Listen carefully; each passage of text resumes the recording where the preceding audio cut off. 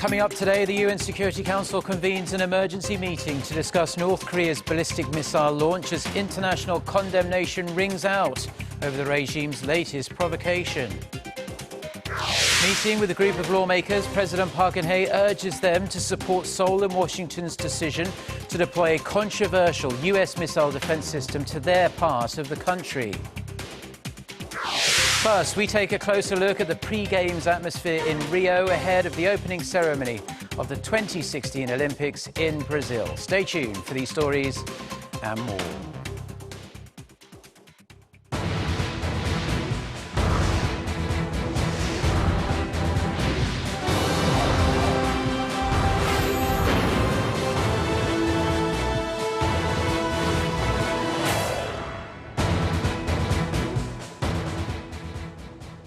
Hello, it's noon on Thursday, the 4th of August. You're tuned in to our midday newscast here on Arirang TV. Thank you for joining us. I'm Mark Broom.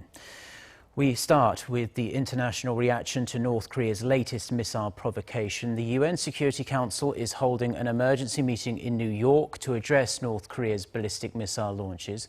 The US is seeking to send a strong message to North Korea, but tension with China over the decision to deploy the THAAD missile defense system to South Korea could make that easier said than done. Connie Kim starts us off. Members of the UN Security Council are holding an emergency meeting to discuss response measures against North Korea's missile launches. Pyongyang fired 2 missiles from South Hwanghae province on Wednesday, with one falling into Japan's exclusive economic zone for the first time. The members are expected to condemn North Korea for its violation of the UN Security Council resolution that bans the regime from launching ballistic missiles. They're also expected to announce additional response measures against Pyongyang. UN Secretary-General Ban Ki-moon says the UN is deeply troubled and indicated such actions seriously undermine regional peace and stability. We reiterate the call on the DPRK to heed the united call of the international community to reverse its course and return to the process of sincere dialogue. The UN Security Council has held emergency meetings following previous North Korean ballistic missile tests, but it failed to adopt a press statement back in July, with China reportedly raising opposition to the draft statement. That's why Washington is urging the international community to speak with one voice and condemn the North's latest provocation. In a regular press briefing on Wednesday, the White House's press secretary emphasized the importance of international coordination, stressing that Washington is eager to work effectively with Russia and China. There's speculation China might block adopting a press statement due to Beijing's deep opposition to the U.S.-South Korea decision to deploy the THAAD missile defense system to the Korean peninsula. Connie Kim, Arirang News. Now, staying with the global reaction to Pyongyang's latest provocation, the European Union has condemned North Korea's missile launches, calling them yet another violation of UN Security Council resolutions. In a statement on Wednesday, the EU urged the regime to comply with its international obligations. The EU's European External Action Service says Pyongyang must halt all missile launches using ballistic missile technology. Such launches go against UN resolutions that ban the North from any such activity over concerns it's used to develop long-range missiles capable of carrying nuclear weapons. NATO Secretary-General Jens Stoltenberg also issued a statement denouncing the launches. He said North Korea must immediately cease and abandon all its existing nuclear and ballistic missile activities in a complete, verifiable and irreversible manner. President Park Geun-hye has been meeting with lawmakers that represent the area chosen as the location to station the THAAD missile defense system, and she met them this morning. 11 lawmakers representing Daegu and Gyeongsangbuk-do province, most of whom only became lawmakers a few months ago, were invited to Cheongwadae for a meeting with the president. She sought their cooperation and understanding over the deployment and heard their opinions on other regional issues as well as her policy direction. The region, which is President Park's political hometown and a traditional ruling party stronghold, strongly opposes Seoul and Washington's recent decision to deploy THAAD in Seongju County, citing public health and security concerns. President Park pledged to hear their voices at a cabinet meeting earlier this week. The United States has deployed 12 F-16 fighter jets and 300 servicemen to South Korea amid the rising inter-Korean tensions. The U.S. Pacific Air Forces says the 169th Fighter Wing from South Carolina arrived at Osan Air Base on Tuesday as part of a routine deployment to support South Korea's defense. U.S. Air Force officials say the deployment will enhance interoperability and boost the allies' regional security interests. The deployment comes as North Korea has been ratcheting up tensions with a series of ballistic missile launches. Now, one person has been killed and at least 5 others injured in a knife attack in central London. The Metropolitan Police says a 19-year-old male suspect has been arrested after the incident, which took place at Russell Square at around 10:30 p.m. on Wednesday night. The police statement said a woman in her 60s was treated at the scene but was pronounced dead a short time later. Authorities were called in at 10:33 p.m. after reports of a man with a knife injuring people came in. Police have yet to determine a motive for this, but the statement said, quote, terrorism is one possibility being explored at this stage. This incident comes hours after London police announced that more officers will be armed following the recent terror attacks in Europe. Now, flights in and out of Dubai International Airport have resumed following a fiery crash landing on Wednesday. Fortunately, none of the passengers or crew died, and an investigation continues to find out what exactly caused this accident. Lee Min-young reports. Normal operations have resumed at one of the Middle East's busiest air hubs after Wednesday's incident. Officials in Dubai are now focused on what caused the plane to crash as it landed at the airport. The Boeing 777 smashed into the runway without its landing gear deployed, but some reports say the plane attempted to land anyway without making an emergency call to the ground control for an unknown reason. Emirates says the captain is a veteran pilot with over 7,000 hours of flying experience. The official investigation results should come out in the next few days. 300 people on board evacuated as the plane burst into flames after it crash landed. All passengers and crews got off safely, with only 13 suffering minor injuries. One firefighter died putting out the fire. Lee Min-young, Arirang News. Now, the eyes of the world are focusing on Rio as the countdown to the 2016 Olympics enters its final stage. Normally, we'd all be focusing on the sport right now, but worries over the Zika virus, finances and crime are still grabbing most of the headlines. Let's get a sense of the pre-games atmosphere in Rio with our Shin Se-min, who joins us live from Brazil. Se-min. Mark, the build-up to this Olympic Games has been beset by a number of issues, from local political scandal, the Zika outbreak, to Russian doping, all causing unwanted distractions. But with this sporting extravaganza getting underway on Friday local time, it looks like some of those problems will be forgotten, at least for a couple of weeks, as the people from all around the world are here to be part of the world's quadrennial sporting event. Rio, the city of samba, one of the most famous tourist destinations in the world for its postcard-perfect views, is in full-on preparation mode as the first South American city to host the Summer Olympics. Counting down to the big opening ceremony, Rio hasn't seen this many tourists in years, maybe ever. Not at all. No, you always got to be positive in life.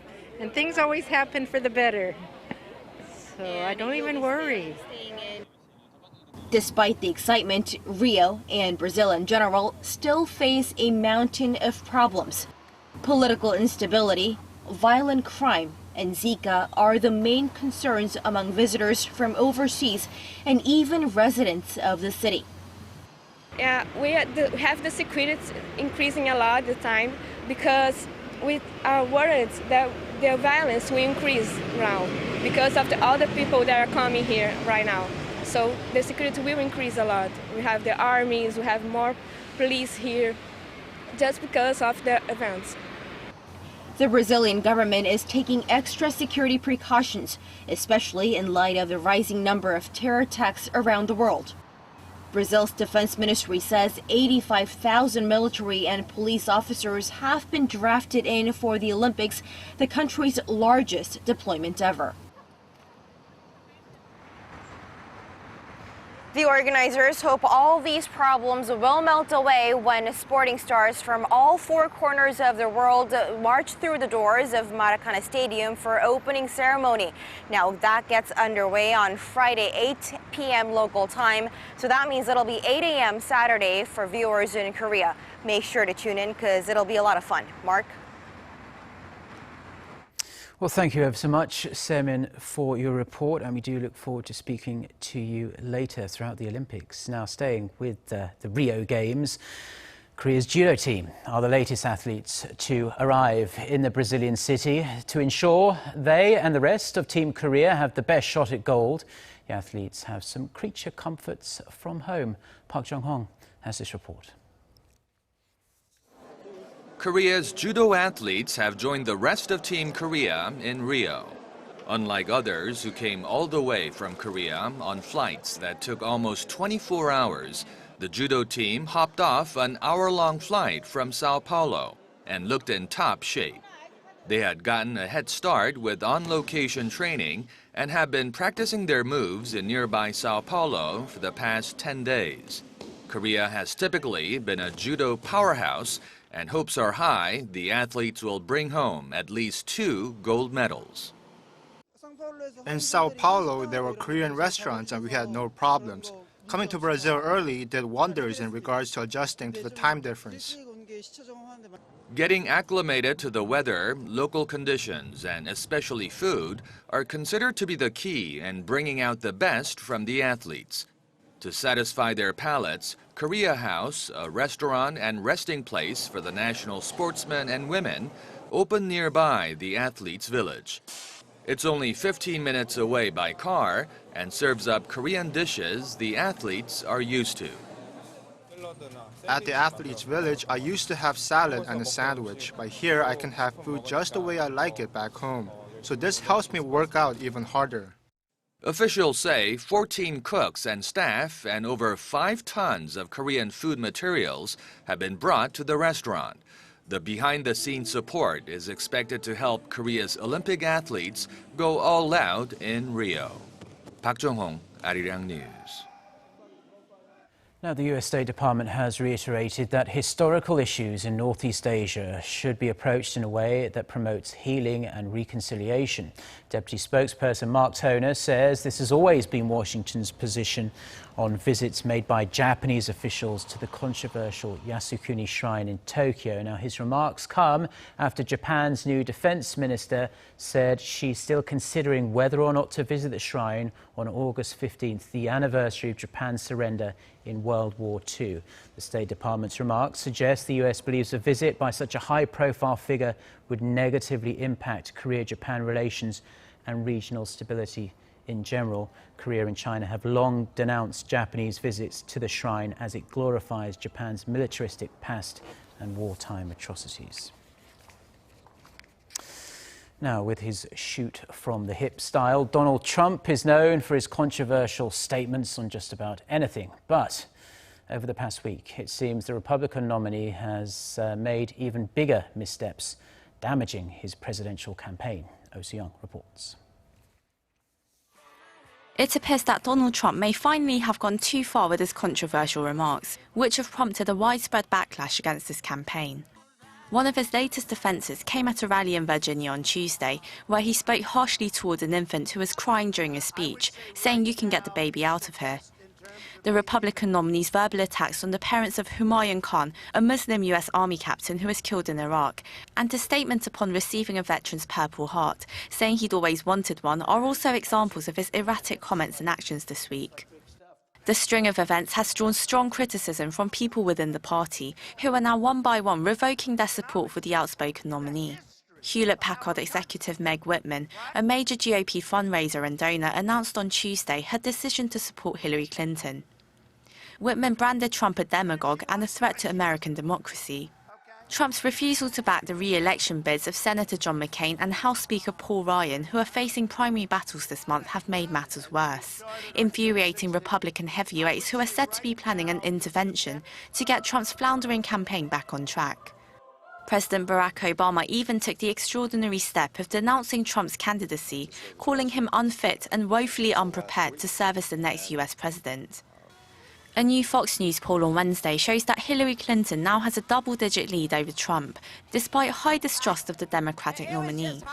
The survey also shows that almost 70% of the respondents felt Trump's remarks about the Muslim American soldier and his family were out of bounds. Oh Soo-young, Arirang News. Now, back here in Korea, old diesel cars will be banned from the streets of Seoul starting next year as part of a broader plan to cut fine dust levels. Korea's Environment Ministry says the ban will be implemented in Seoul first and expand to 17 cities in and around the city of Incheon and Gyeonggi-do province in 2018. And the rest of the Seoul metropolitan area in 2020. Now, this program will apply to diesel cars registered before 2005 that either haven't gone through comprehensive testing or have failed the tests. If caught, drivers could be slapped with fines of $180 each time or up to $1,800 in total. The Environment Ministry is seeking to cut ultra-fine dust emissions by about 1,000 tonnes by 2020, which is about 30% of the amount emitted annually in the Seoul metropolitan area. Now, we are experiencing yet another sizzling hot day here in Korea, so do make sure to take the necessary precautions if you have to spend a lot of time outside today. A heatwave warning has been issued for the central region, including Gyeonggi-do and Gyeongsangbuk-do provinces, which encompasses the cities of Seoul, Daejeon and Daegu. There's also a heatwave advisory in effect for the southern part of the nation, including the cities of Busan and Ulsan. Now, the high in Seoul today is expected to get up to a blistering 36 degrees Celsius sometime between 1 and 5 p.m. And forecasters expect the scorching hot weather with tropical nights to continue for the rest of the week. And experts advise everyone, especially the elderly, to stay hydrated and avoid outdoor activities during the day. Well, that's all we have for now. Wherever you're watching us, have a great rest of the day or night. And we'll have more news for you at 3 p.m. Korea time in a little under 3 hours from now. So until then, goodbye.